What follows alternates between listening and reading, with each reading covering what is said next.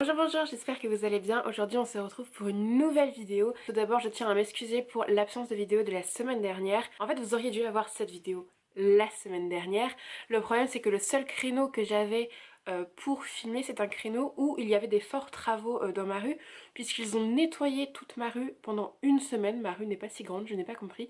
Et grosso modo toute la semaine, dont le vendredi matin qui était mon créneau pour tourner, il y avait un aspirateur géant sous ma fenêtre.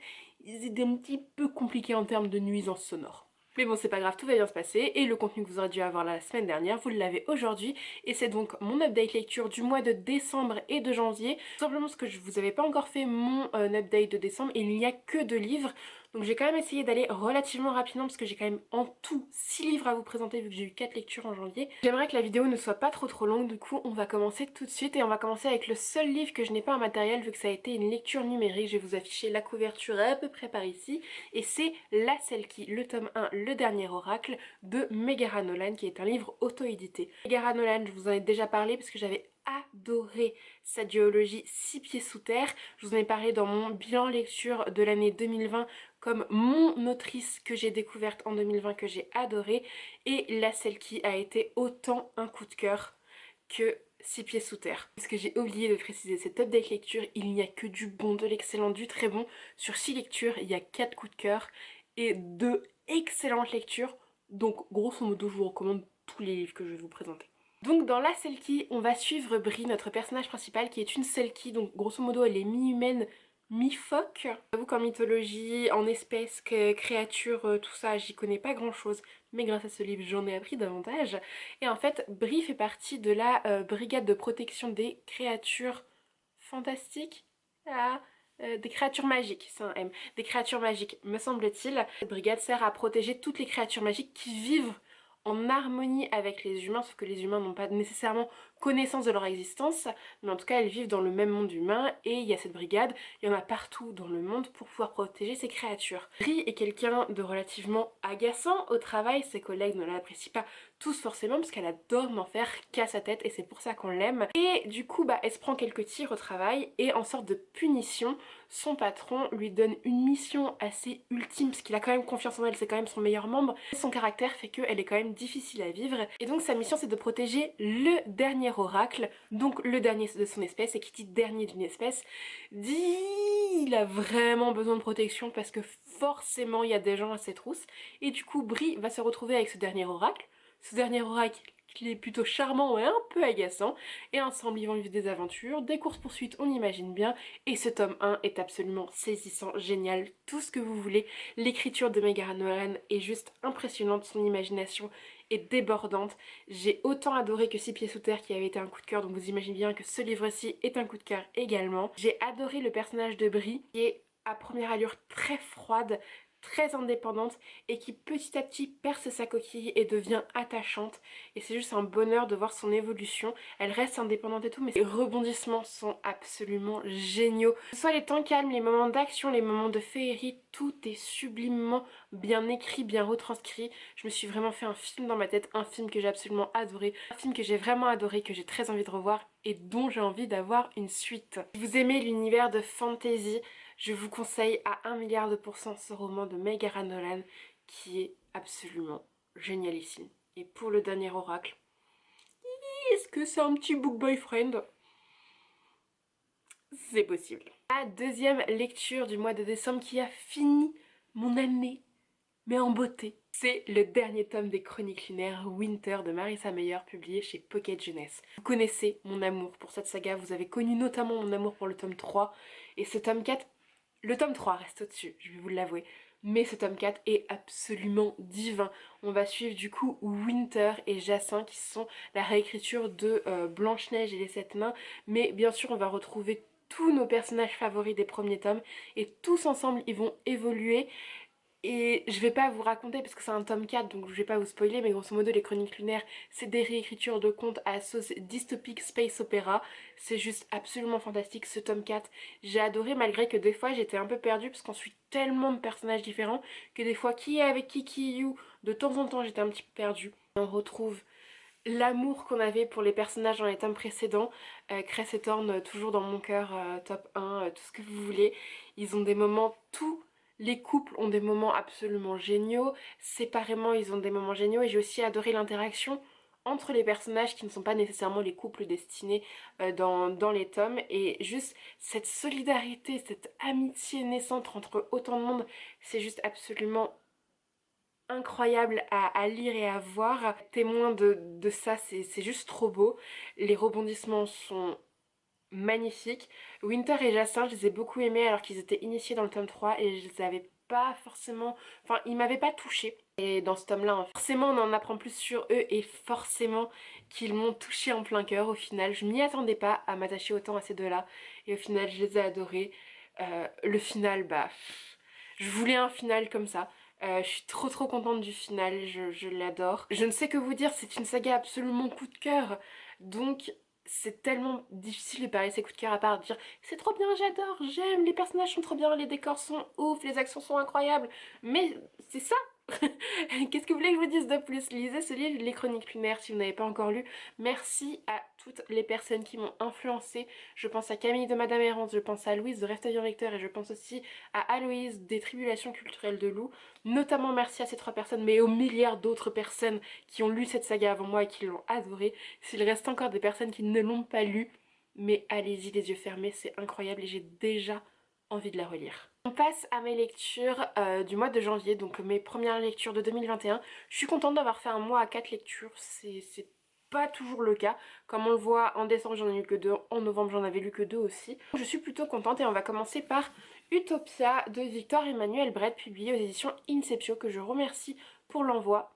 D'ailleurs je vous l'ai pas dit, mais tout à l'heure Megara Nolan, je la remercie pour l'envoi de son livre. Et ce livre, je l'avais entamé en novembre. J'ai mis 2 mois à lire, pas parce qu'il était mauvais, mais parce qu'il était dense et que bah, j'avais du mal à avancer dedans parce que la fin de l'année a été compliqué en termes de lecture pour moi, c'est pour ça que comme vous avez pu le voir j'étais restée sur des valeurs sûres et j'aimais beaucoup cet univers mais il était trop dense et je n'arrivais pas à avancer dedans.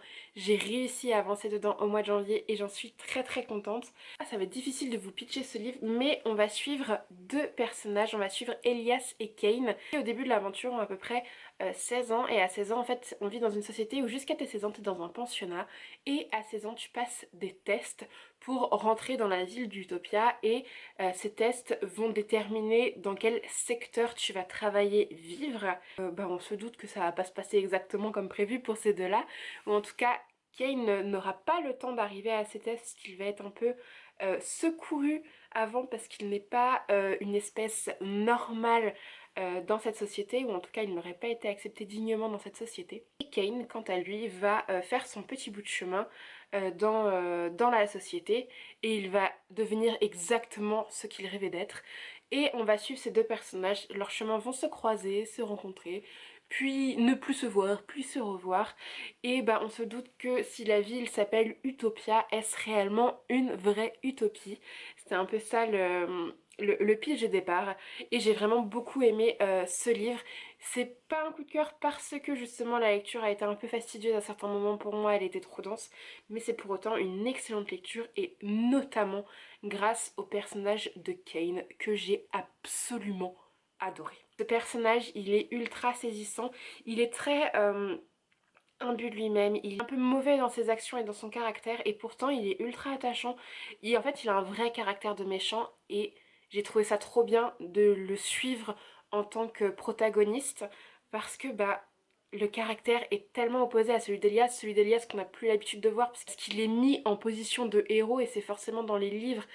C'est généralement le point de vue qu'on a et là on a vraiment le point de vue de quelqu'un de manipulateur, mauvais, ouais, de méchant et j'ai adoré, enfin vraiment à chaque fois que je tournais les pages j'avais trop hâte de tomber sur un chapitre de Kane parce que j'aimais vraiment trop son point de vue, l'ascension au pouvoir, c'était vraiment ultra bien retranscrit et j'ai vraiment adoré, mais il n'y a pas que lui, forcément Elias je l'ai beaucoup aimé mais c'est un schéma un peu plus classique et c'est vrai que l'originalité du personnage de Kane m'a fait encore plus adorer ce roman que j'aimais déjà beaucoup parce que bah, la thématique de base, dystopie sur fond de fantasy, j'ai vraiment absolument adoré, les décors sont à tomber, les actions sont vraiment belles, il y a vraiment une quête d'identité en plus à travers ça parce qu'on les voit évoluer à travers plusieurs âges, c'est pas séquencé sur quelques semaines, c'est vraiment sur plusieurs années et c'est ultra beau l'évolution de chacun, les désillusions, les rêves, les espoirs et c'est super beau avec un final vraiment saisissant que j'ai vraiment beaucoup aimé. Il y a un tome 2 qui va sortir je crois, ou qui est déjà sorti. La couverture est absolument magnifique qui s'appelle Dystopia. Honnêtement, je sais pas si j'ai envie de le lire parce que je trouve que ce tome 1 se suffit à lui-même. Du coup, faudrait que je lise le pitch du tome 2 pour voir ce que ça donne. Mais en tout cas, je vous le recommande vraiment beaucoup. C'était un super livre. Le second livre du mois de janvier que j'ai à vous présenter, les éditions Syros m'ont contacté pour lire et chroniquer plusieurs de leurs livres dans leur collection Ose. J'ai un peu feuilleté et pour le moment, il n'y en a qu'un seul qui m'intéressait. Je leur ai dit, ils ont quand même accepté de m'envoyer le livre et c'est Ethan et Orion de Sylvie Alouche. La petite couverture, elle est vraiment toute mignonne. J'ai vraiment flashé sur ce livre parce que dans le pitch, il me faisait penser un peu à un de mes grands classiques, voire mon grand classique de littérature jeunesse qui s'appelle L'œil du loup de Daniel Pénac. Et c'est un peu la même construction. C'est pas du tout un copier-coller, c'est pas ce que je dis, mais c'est une construction où un enfant un petit peu perdu qui va se retrouver face à un animal et ensemble ils vont se raconter leur passé, leur histoire, leur vécu. Et c'est un peu ce qui se passe ici à travers Ethan et Orion. Ethan, c'est un enfant qui s'est évadé, qui s'est enfui de l'orphelinat dans lequel il est parce qu'il n'est pas forcément bien traité. Il s'entend très bien avec une personne qui s'occupait de lui, sauf que cette personne n'est plus là, donc il a décidé de s'échapper et il va rencontrer Orion, un cheval tout blanc, étincelant, super beau, un peu rêveur, on dirait presque un rêve, une oasis tellement il n'a pas l'air réel. Et en fait, ensemble, ils vont se raconter leur histoire chacun. Ils vont parler de leurs rêves et c'est juste super beau. C'est un livre qui éveille l'imaginaire du lecteur, qu'il soit enfant, adolescent, adulte, n'importe. Et c'est juste sublimement bien écrit, c'est très poétique, très beau, c'est plein de bons sentiments, ça donne du baume au cœur. C'est une très belle histoire d'amitié à plusieurs niveaux, entre plusieurs personnages. C'est un livre qui évoque la solidarité à merveille et c'est un petit one-shot et je l'aime vraiment beaucoup. À partir de 8-9 ans, je trouve que c'est un très très beau livre à mettre entre les mains des jeunes lecteurs et pas que, puisque moi à 25 ans je l'ai littéralement adoré. Il est un petit peu illustré et juste regardez-moi ces en-têtes de chapitres, elles sont absolument divines. Je suis désolée si vous entendez des cris d'enfants, je sais pas, ils s'éclatent dans la rue apparemment. Somme, je vous conseille vraiment, vraiment beaucoup ce livre que j'ai vraiment trouvé absolument adorable, mignon, trop beau. Et si vous êtes adepte de L'œil du loup de Daniel Pénac, ça c'est son petit frère. On passe à un livre que je suis tellement heureuse de vous présenter. Vous le savez, je le dis, je pense à toutes les vidéos. Vous connaissez mon amour pour la maison d'édition Gulfstream. J'aime énormément ce qu'ils font et notamment leur collection électrogène. Et à fin d'année dernière, ils avaient lancé une campagne de partenariat pour leur future parution électrogène. J'avais candidaté. J'ai été retenue et j'ai donc reçu Dulce de Leche de Mirabel Bory, donc dans la collection électrogène de chez Gulfstream. Du coup, il est tout beau, il a la tranche toute colorée. En plus, c'est une de mes couleurs préférées, un peu jaune d'or, comme ça, j'aime beaucoup. Et je l'ai lu, et c'est un coup de cœur, donc je suis trop contente. Donc c'est un électrogène que j'avais pas l'habitude de lire, parce que l'électrogène que j'ai lu, c'est plutôt de la science-fiction. Et là, on est vraiment dans du contemporain, on est vraiment ancré dans le réel. Et en fait, ça va être un récit à deux voix. D'un côté, on va suivre Cécilia et son meilleur ami qui vivent dans la région lyonnaise. Et en fait, ce sont deux jeunes préadolescents qui ont été adoptés, et chacun à leur manière, ils sont en plein questionnement forcément à l'aube de l'adolescence. Bah, c'est la période où on se pose le plus de questions et eux, dans la quête d'identité, ils vont vouloir savoir d'où ils viennent parce qu'ils ont été adoptés vers leurs 5-6 ans et ils n'ont presque aucun souvenir de la Colombie parce qu'ils viennent tous les deux de là-bas, c'est une des seules choses qu'ils savent. Parallèlement à ça, on va suivre une bande d'adolescents, préadolescents, enfants qui vivent dans les rues de Bogota, qui ont soit été abandonnés par leur famille, soit qui ne s'y sentaient pas bien parce que il y avait des violences familiales, tout simplement parce que leurs parents ne pouvaient plus subvenir aux besoins de leurs enfants. Donc ils sont tous ensemble dans la rue, on y voit des choses absolument ignobles et peut-être que le destin de ces deux points de vue sont liés. Le livre est absolument bouleversant. Rares ont été les livres qui m'ont bouleversée autant. Peut-être Le Gant des rêves de Luca Di Fulvio, mais c'est vrai que il n'est pas à mettre entre toutes les mains parce qu'il y a des scènes qui font extrêmement mal à lire, faut être un peu préparé. Il y a des scènes de violence, des scènes de meurtre, des scènes de viol. de prostitution, des scènes qui sont à gerber clairement. C'est pas du tout le livre qui remet en cause parce qu'il raconte des faits de société et c'est ça qui est à gerber en réalité. Alors je ne connais pas du tout ces faits de société, je les ai découverts à travers ce livre et c'est vraiment horripilant.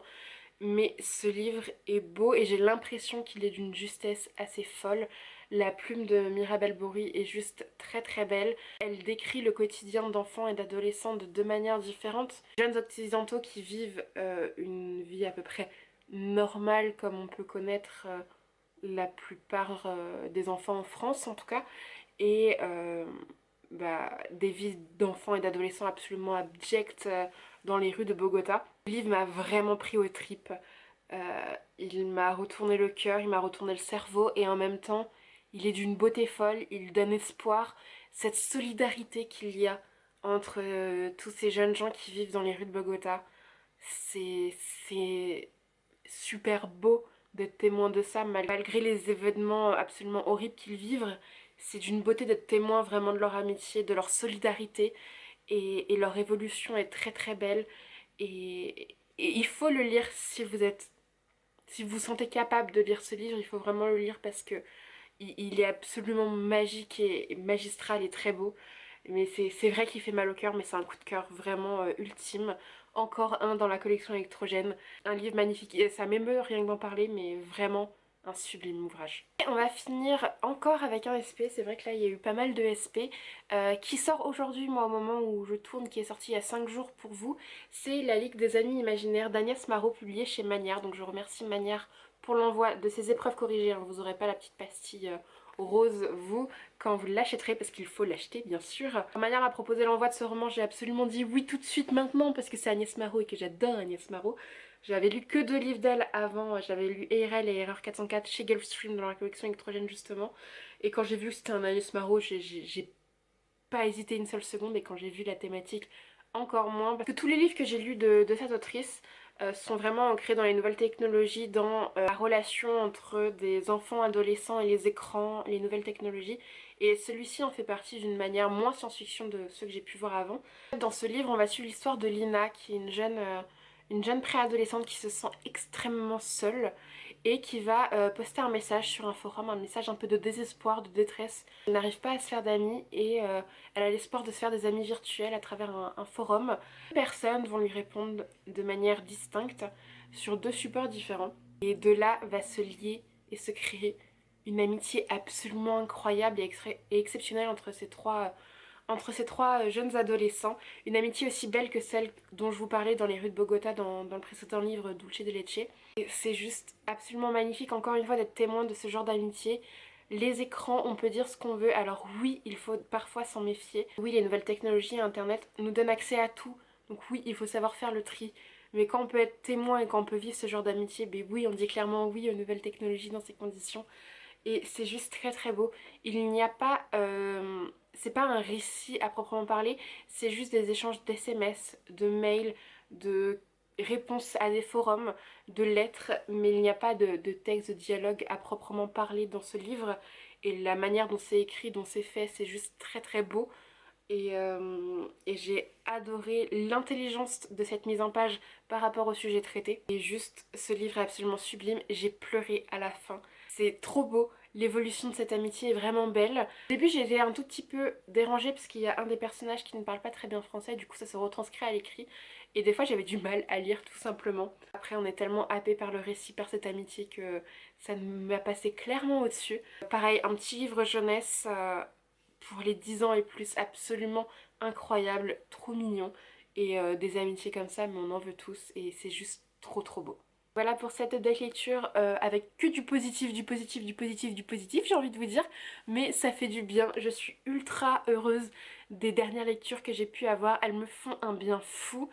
J'ai déjà fini ma première lecture de février que j'ai adorée au possible. Je viens juste d'entamer la deuxième. Pour l'instant, je l'aime beaucoup. Du coup là, que des bons présages pour mes lectures. N'hésitez pas à me dire en commentaire si vous avez lu certains de ces livres ou si je vous ai donné envie d'en lire certains. Je vous les recommande absolument tous, c'est que des bijoux. N'hésitez pas à me dire si vous les avez lus, j'adorerais échanger sur ces livres avec vous parce qu'ils m'ont vraiment tous marqué, chacun à leur sauce. N'hésitez pas à me dire vous ce que vous êtes en train de lire ou ce que vous avez lu au mois de janvier, votre meilleure lecture de janvier, pourquoi pas. Si vous voulez me suivre sur les autres réseaux sociaux, tous les liens se trouvent en barre d'infos. Et sur ce, je vous dis à la semaine prochaine pour une nouvelle vidéo. Et je vous fais plein de bisous.